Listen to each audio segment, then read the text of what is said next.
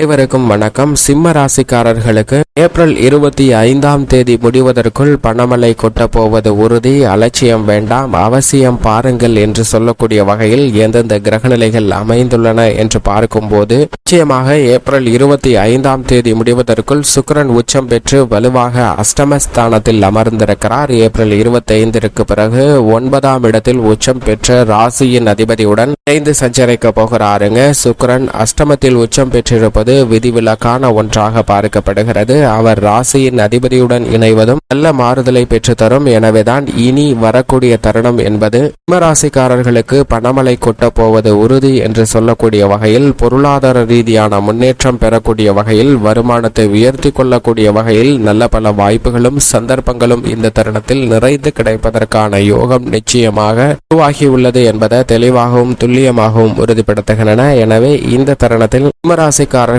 அலட்சியம் இல்லாமல் சரிவர பயன்படுத்திக் கொண்டால் மிகப்பெரிய அளவில் உச்சம் நிறைந்து பெறுவதற்கான யோகம் உண்டு என்பதை பல கிரகநிலைகள் உறுதிப்படுத்துகின்றன. அஷ்டமஸ்தானத்தில் சுக்கிரன் உச்சம் பெற்றிருக்கக்கூடிய வேளையில் சப்தமஸ்தானத்தில் வீற்றிருந்த செவ்வாய் 22ஆம் தேதி முதல் அவருடன் இணைந்து சஞ்சரிக்கிறார். புதன் கிரக நிவர்த்தி பெற்று வலுவாக நீச்ச நிலையில் சுக்கிரனுடன் இணைந்து அஷ்டமஸ்தானத்தில் சஞ்சரிக்கிறார். இதைவிட மிக முக்கியமாக ராகு அங்கு சஞ்சரிக்கிறாருங்க.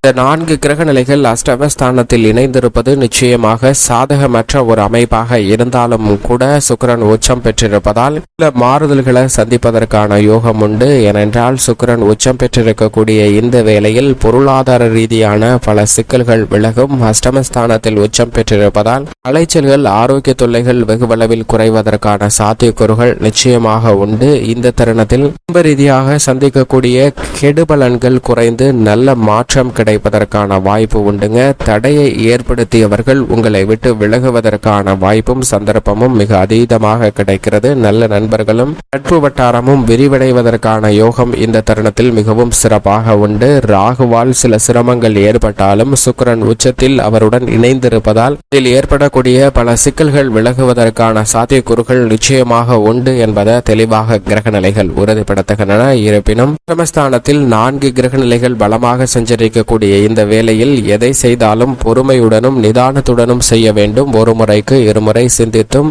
செயலின் தாக்கத்தை அறிந்தும் அதற்கு ஏற்றாற்போல் முடிவெடுப்பது நல்ல மாற்றத்தையும் முன்னேற்றத்தையும் நிச்சயமாக சிம்மராசிக்காரர்களுக்கு பெற்றுத்தரும். இருப்பினும் சுக்கிரன் உச்சம் பெற்றிருப்பதால் கலைத்துறையில் புதிய வாய்ப்புகள் அடுக்கடுக்காக உங்களது இல்லம் தேடி வருவதற்கான யோகம் உண்டு. அரசியல் சார்ந்த பணிகளிலும் மிக சிறப்பான மாறுதலையும் முன்னேற்றத்தையும் பெறுவதற்கான யோகம் மிக வலுவாக கிடைக்கிறது. அதிலும் குறிப்பாக ஓய்வில்லாமல் உழைக்க வேண்டிய ஒரு சூழ்நிலை ஏற்பட்டாலும் அவற்றில் மிக சிறந்த நன்மை நிறைந்து கிடைப்பதற்கான யோகம் மிக வலுவாக கிடைக்கிறது என்பதை தெளிவாகவும் துல்லியமாகவும் கிரகநிலைகள் உறுதிப்படுத்துகின்றன.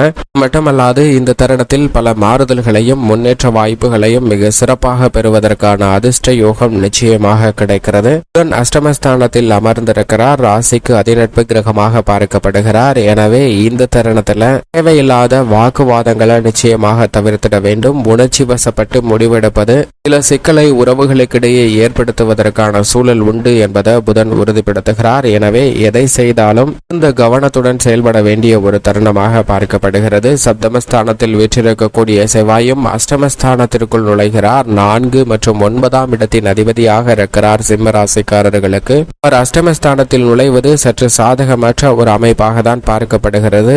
சுக்கிரனுடன் இணைந்து உச்ச சுக்கிர மங்கள யோகம் கொடுப்பதால் சில நாட்களுக்கு பிரச்சனை இல்லை. ஆனால் ஆரோக்கிய தொல்லைகள் உட்பட சுக்கிரன் அஷ்டமஸ்தானத்தை விட்டு விலகியதற்கு பிறகு ஏற்படுவதற்கான சாத்தியக்கூறுகள் உண்டு. எனவே கவனத்துடன் இருக்க வேண்டும். உத்தியோக ரீதியான தொழில் ரீதியான பணிகளில் அவரின் மீதும் மிகப்பெரிய அளவில் நம்பிக்கை வைக்க வேண்டாம். எல்லா பணிகளையும் உங்களது மேற்பார்வையில் வைத்துக் கொள்வது மிக சிறந்த மாறுதலை பெற்றுத்தரும். உத்தியோக ரீதியாக திடீர் மாறுதலை சந்திப்பதற்கான வாய்ப்பு உண்டு. விவசாயம் சம்பந்தப்பட்ட பணிகளில் அலைச்சல் அதிகரிக்கும். அலைச்சல் அதிகரித்தாலும் கூட அதற்கு ஏற்ற ஆதாயம் கிடைப்பதற்கான சாத்தியக்கூறுகள் உண்டு என்பதை தெளிவாக உறுதிப்படுத்துகிறார் சுக்கிரன் மற்றும் அவருடன் இணைந்திருக்கக்கூடிய செவ்வாய். ஆனால் அதே சமயம் அஷ்டமஸ்தானத்தில் வலுவாக ராகு வீற்றிருப்பதால் எதை செய்தாலும் அதிக கவனமும் விழிப்புணர்வும் மிக முக்கியமாக தேவை. ஏனென்றால் பல தடைகளை ஏற்படுத்துவாருங்க. அது மட்டுமல்லாது 2ஆம் இடமாகிய தனஸ்தானம், வாக்குஸ்தானம், குடும்பஸ்தானத்தில் கேது வீற்றிருக்கிறார். எதிர்மறையான சிந்தனைகளையும் எதற்கெடுத்தாலும் குழப்பமான ஒரு அணுகுமுறையில நடைபெறுவதற்கான வாய்ப்பையும் ஏற்படுத்துவார். எனவே எதை செய்தாலும் ஒரு முறைக்கு பல முறை யோசித்து செய்ய வேண்டும். வேண்டும். அதிலும் குறிப்பாக பாகிஸ்தானத்தில் கேது அமர்ந்திருப்பதால் வார்த்தைகள்ல அதீத கவனம் தேவை. எதிர்பார்ப்புகளை சற்று கட்டுக்குள் வைத்திருப்பதால் பல சிரமங்களை தவிர்ப்பதற்கான சூழல் நிச்சயமாக உண்டு என்பதை தெளிவாக உறுதிப்படுத்துகின்றன. இந்த கிரகநிலைகளின் அமைப்பு சாதகமற்று இருந்தாலும் மிக வலுவாக சந்திரன் 2, 3, 4 ஆகிய இடங்களில் சுபத்துவ பாதையில் சஞ்சரிக்கிறார். சந்திரனுடைய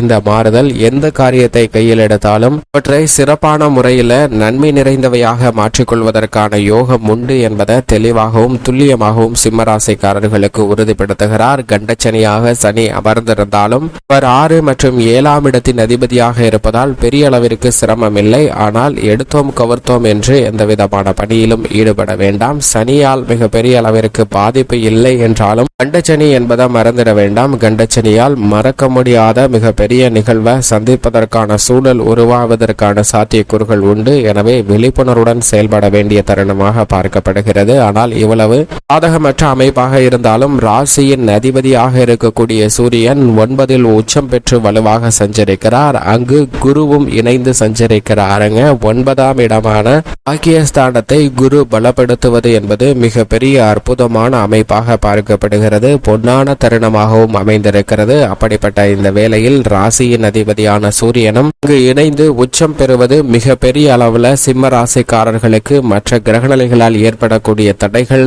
தாமதங்கள் அனைத்தும் தகர்த்தெறியப்படுகின்றன.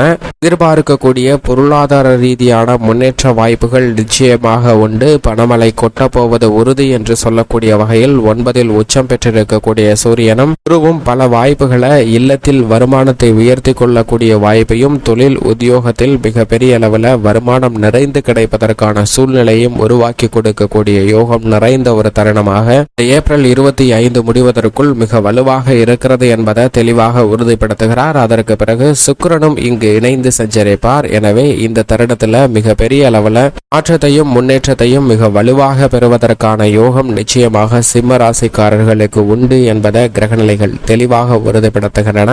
இது மட்டுமல்லாது ராசியின் அதிபதி 9இல் உச்சம் பெற்றிருக்கக்கூடிய இந்த வேளையில் எந்த காரியத்தை குடும்ப ரீதியாக திட்டமிட்டாலும் தொழில் உத்தியோக ரீதியாக திட்டமிட்டாலும் அவற்றில் அலைச்சலோ சிரமமோ இல்லாமல் கச்சிதமாகவும் தெளிவாகவும் துல்லியமாகவும் செய்து முடிக்கக்கூடிய யோகம் உண்டு. சுப நிகழ்வுகள் பல இல்லத்தில் நடைபெறும். திருமணம், புத்திரபாகியம் உள்ளிட்ட பல எதிர்பார்ப்புகள் மிக சிறந்த முறையில் பூர்த்தியாவதற்கான யோகம் நிச்சயமாக கிடைக்கிறது. பெண்மணிகளின் நலனுக்கு பொறுப்பேற்ற சுக்கிரன் கிரமத்தில் உச்சத்திலும் குரு 9இல் ராசியின் அதிபதியான சூரியனுடன் இணைந்தும் சஞ்சரிக்கிறார். இது மிக பெரிய அளவில் பெண்மணிகளுக்கு அதிர்ஷ்ட யோக வாய்ப்புகளை அள்ளி கொடுக்கிறது. எனவே பெண்மணிகள் எதிர்பார்க்கக்கூடிய அனைத்து நிகழ்வுகளிலும் நல்ல முன்னேற்றம் நிச்சயமாக கிடைக்கிறது. மேலும் இந்த தருணத்தை சாதகமாக மாற்றிக்கொள்ள நிச்சயமாக சிம்ம ராசிக்காரர்கள் இந்த வாரத்தில் குலதெய்வ வழிபாட்டை மேற்கொள்ளுங்கள். குலதெய்வ வழிபாட்டை மேற்கொள்வதால் வாழ்வில் ஏற்படக்கூடிய பல தடைகள் விலகி நன்மை நிறைந்து கிடைப்பதற்கான அதிர்ஷ்ட யோக வாய்ப்புகள் நிச்சயமாக இந்த தருணத்தில் மிகவும் வலுவாக சிம்ம ராசிக்காரர்களுக்கு கிடைக்கும்.